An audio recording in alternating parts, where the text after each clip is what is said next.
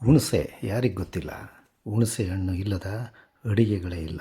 ಭಾರತೀಯ ಪ್ರಾಚೀನ ಅಡಿಗೆಯ ಪರಂಪರೆಯಲ್ಲಿ ಹುಣಸೆಹಣ್ಣು ಹಾಸುಹೊಕ್ಕಾಗಿದೆ. ಇಂತಹ ಹುಣಸೆಹಣ್ಣಿನ ಸುಗ್ಗಿ ಈಗ ನಡೀತಾ ಇರೋದು ನಮಗೆಲ್ಲ ಗೊತ್ತಿರುವಂಥ ವಿಚಾರ.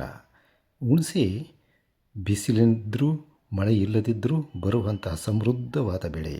ಬರಡು ನಾಡಿನಲ್ಲಿಯೂ ಕೂಡ ಬಂಗಾರದಂಥ ಬೆಳೆಯನ್ನು ತೆಗೆಯಬಹುದು.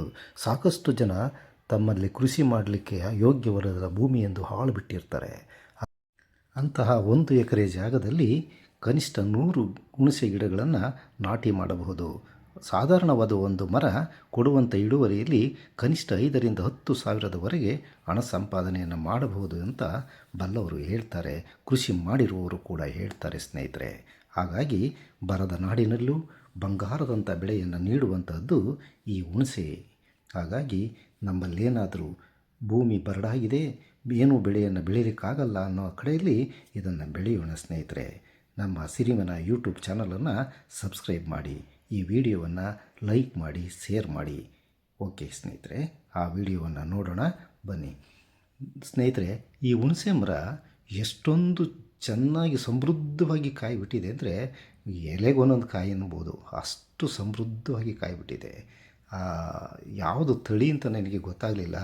ದಾರಿಲಿ ಹೋಗಬೇಕಾದ್ರೆ ಕಂಡಂಥ ಈ ಹುಣಸೆ ಮರದಲ್ಲಿ ಕೆಳಗಡೆಗೆ ನೆಲಕ್ಕೆ ಟಚ್ ಆಗೋ ರೀತಿಯಲ್ಲಿ ಅದರ ಟೊಂಗೆಗಳೆಲ್ಲ ಬಾಗಿರೋದನ್ನು ನಾನು ಗಮನಿಸಿದೆ.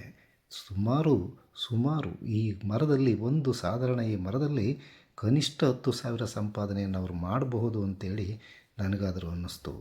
ಈ ಮರವನ್ನು ನೀವು ನೋಡಿ ಅಂತೇಳಿ ನಿಮ್ಮಲ್ಲಿ ಏನಾದರೂ ಇಂಥ ಬರಡು ಭೂಮಿ ಇದ್ದರೆ ದಯಮಾಡಿ ಈ ಥರದ ಕೃಷಿಯನ್ನು ಕೈಗೊಳ್ಳಿ. ಸುಮ್ಮನೆ ಖಾಲಿ ಜಾಗವನ್ನು ಬಿಡಬೇಡಿ.